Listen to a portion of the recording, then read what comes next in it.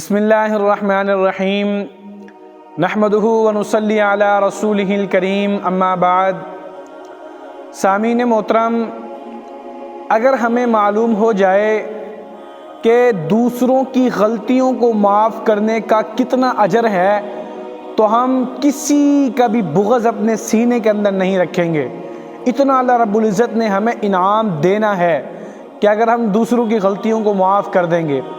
ایک بزرگ تھے، وہ ایک مرتبہ حج پر جا رہے تھے، راستے میں تھے تو ان کے پاس ایک تھیلا تھا جس کے اندر ان کے پیسے تھے یا کوئی قیمتی سامان ہوگا تھیلے کے اندر۔ ایک چور آیا اور چور آ کر اس تھیلے کو، جو بزرگ کے تھیلے کو ایسے لے کر بھاگ گیا۔ ابھی وہ تھوڑا سا دور گیا تھا کہ اس کی آنکھوں کی روشنی چلی گئی، اندھا ہو گیا۔ اب وہ بیٹھ کر وہاں رونے لگا کہ ہائے میں تو لٹ گیا، میں تو برباد ہو گیا، میری تو آنکھوں کی روشنی چلی گئی، اس بزرگ نے مجھے بد دعا دے دی۔ اب جب وہ رو رہا تھا تو ارد گرد کے لوگ بھی اکٹھے ہو گئے، جمع ہو گئے۔ تو جب وہ جمع ہوئے تو ان سے پوچھا کہ کیا ہوا، کیوں آپ رو رہے ہو؟ تو ان کو بتلایا گیا۔ وہ چور کہنے لگا کہ میں ابھی آ رہا تھا تو میں نے ایک بزرگ کو دیکھا کہ اس کے پاس تھیلا ہے، تو میں نے سوچا کہ اس کے اندر پیسے ہوں گے یا قیمتی سامان ہوگا، تو میں نے وہ تھیلا کھوسا اور کھوس کر میں بھاگ گیا۔ اب مجھے لگتا ہے کہ مجھے اس جو بزرگ نے بد دعا دی ہے، جو میری آنکھوں کی روشنی چلی گئی۔ تو جو محلے والے تھے انہوں نے پوچھا کہ وہ کہاں بزرگ ہوں گے، کہاں سے وہ ملیں گے؟ تو اس نے کہا کہ جب میں نے ان کا تھیلا چھینا تھا تو وہ حجام کی دکان پر تھے، اب بھی شاید وہیں ہوں گے۔ تو وہ لوگ گئے اس دکان کے پاس، جا کر دیکھا تو واقعی وہ بزرگ تھے۔ تو ان سے کہا کہ بھائی آپ ہمارے ساتھ چلیں اور اس لڑکے کو، اس چور کو آپ معاف کر دیں۔ تو اس بزرگ نے کہا کہ میں نے تو اسی ٹائم معاف کر دیا تھا۔ تو محلے والوں نے کہا کہ آپ نے کیسے معاف کر دیا، حالانکہ آپ کا وہ تھیلا لے کر بھاگا جس کے اندر آپ کے پیسے تھے، اور آپ نے فوراً کیسے معاف کر دیا؟ تو کہنے لگا کہ میرے دل میں خیال آیا جب وہ تھیلا لے کر بھاگا کہ اگر میں اس کو معاف نہ کروں اور کل قیامت کے دن اللہ رب العزت کے سامنے مقدمہ پیش کروں تو فیصلہ میرا ہوگا، اور فیصلہ سننے سنانے میں تھوڑی دیر لگے گی، اور وہاں رسول اللہ صلی اللہ علیہ وسلم نے فرمایا ہے کہ جس وقت تک میرا ایک امتی بھی حساب و کتاب دے کر جنت میں نہیں جائے گا تو میں بھی نہیں جاؤں گا۔ تو اگر میں مقدمہ پیش کروں گا اور فیصلہ میرا سنایا جائے گا تو میرا فیصلے سنانے میں دیر لگے گی، جتنی دیر میرا فیصلے سنانے میں لگے گی اتنی دیر رسول اللہ صلی اللہ علیہ وسلم کو جنت میں جانے میں لگے گی۔ تو اس لیے میں نہیں چاہتا کہ میری وجہ سے آپ علیہ الصلوۃ والسلام کو تکلیف پہنچے۔ اللہ اکبر۔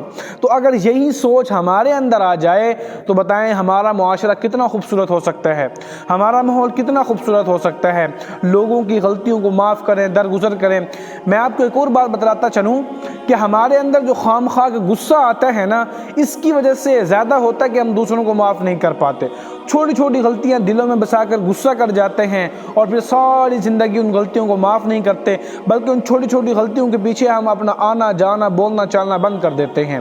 ایک مرتبہ رسول اللہ صلی اللہ علیہ وسلم ایک راستے سے جا رہے تھے تو کچھ لوگ دیکھے منتشر قسم کے، تو آپ علیہ السلام نے پوچھا کہ یہ کون ہیں؟ تو فرمایا کہ یا رسول اللہ یہ پہلوان ہیں، اور ایسے پہلوان ہیں کہ کبھی نہیں ہارتے۔ تو آپ علیہ السلام نے بتایا، ان سے پوچھا، ان سے سوال کیا کہ کیا میں تمہیں ایسا پہلوان، اصل پہلوان نہ بتلاؤں؟ تو صحابہ کرام نے عرض کیا یا رسول اللہ ضرور بتائیں۔ تو آپ علیہ السلام نے فرمایا کہ اصل پہلوان وہ ہے جو غصے کے وقت اپنے آپ پر قابو رکھے، اپنے جذبات پر قابو رکھے، کنٹرول رکھے اپنے آپ پر۔ یہ نہیں کہ غصہ آئے اور توڑ پھوڑ کرنا شروع کر دے۔ اصل پہلوان وہ ہے جو غصے کے وقت اپنے آپ پر قابو رکھے۔ اور ایک مرتبہ ایک صحابی آئے اور آ کر عرض کرنے لگے کہ یا رسول اللہ مجھے کوئی نصیحت فرما دے۔ تو آپ نے فرمایا غصہ نہ کیا کرو۔ پھر فرمایا کہ یا رسول اللہ مجھے کوئی نصیحت فرما دے۔ آپ علیہ السلام نے فرمایا غصہ نہ کیا کرو۔ پھر فرمایا کہ یا رسول اللہ مجھے کوئی نصیحت فرما دے۔ تو آپ علیہ السلام نے فرمایا غصہ نہ کیا کرو۔ ایک صحابی آ کر عرض کرنے لگے کہ یا رسول اللہ مجھے کوئی ایسا عمل بتا دیں تاکہ قیامت کے دن میں جنت میں داخل ہو جاؤں۔ تو آپ علیہ السلام نے فرمایا غصہ نہ کیا کرو، اللہ رب العزت آپ کو قیامت کے دن جنت میں داخل فرمائیں گے۔ تو اس لیے ہمیں چاہیے غصہ نہ کریں۔ پھر بعض اوقات ایسے انسان ہوتا ہے کہتا ہے کہ یار میں تو مجبور ہوں، غصہ مجھے آتا ہے اور میں کوشش کرتا ہوں لیکن کنٹرول نہیں ہوتا۔ تو اس کا بھی طریقہ آپ علیہ السلام نے بتلایا ہے۔ ایک مرتبہ آپ علیہ السلام نے ایک شخص کو دیکھا کہ اس کو غصہ آ رہا تھا، اس کا رنگ لال پیلا ہو رہا تھا، اس کی ناک پھول رہی تھی، تو آپ علیہ السلام نے فرمایا کہ میں ایک ایسا کلمہ جانتا ہوں اگر یہ شخص اس کلمے کو پڑھ لے تو اس کا غصہ ٹھنڈا ہو جائے گا۔ وہ کلمہ کیا تھا کہ اعوذ باللہ من الشیطان الرجیم۔ کسی کو بھی غصہ آئے اور کنٹرول نہ ہو رہا ہو تو صرف یہ پڑھ لیں اعوذ باللہ من الشیطان الرجیم۔ پھر فرمایا کہ جس کسی کو بھی غصہ آئے تو اسے چاہیے کہ وہ خاموش ہو جائے، چپ کر لے، کچھ نہ بولے۔ بعض اوقات ایسا ہوتا ہے کہ انسان غصے کے وقت وہ بول جاتا ہے جو اس کو نہیں بولنا چاہیے، ایسے معزز لوگوں کو بول جاتا ہے، ساری زندگی پچھتاتا ہے کہ میں نے کیا کہہ دیا۔ جب بھی غصہ آئے تو خاموشی اختیار کرنی چاہیے۔ پھر فرمایا کہ غصہ شیطان کی طرف سے آتا ہے، شیطان آگ سے پیدا ہوا ہے اور آگ پانی سے بجھتی ہے، تو اس لیے جسے بھی غصہ آئے تو اسے چاہیے کہ وہ فوراً وضو کر لے اور غصے کو ٹھنڈا کرے۔ تو اس لیے ہمیں چاہیے کہ ہم خواہ کا غصہ نہ کریں، لوگوں کی غلطیوں کو معاف کریں، درگزر کریں۔